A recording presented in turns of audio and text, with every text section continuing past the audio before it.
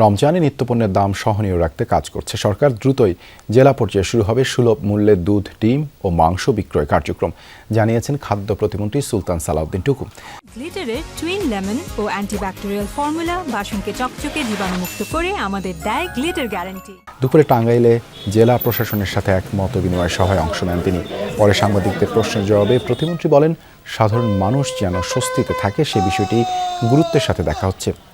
নিম্ন ও মধ্যবিত্ত পরিবারের উপর চাপ কমাতে রমজান মাসব্যাপী চলমান থাকবে সুলভ মূল্যে দুধ, ডিম, মাংস বিক্রি কার্যক্রম। সভায় প্রশাসনিক কর্মকর্তা সহ অন্যান্যরা উপস্থিত ছিলেন। বাজার যাতে নিয়ন্ত্রণে থাকে সেই ব্যাপারে মনিটরিং করা হচ্ছে।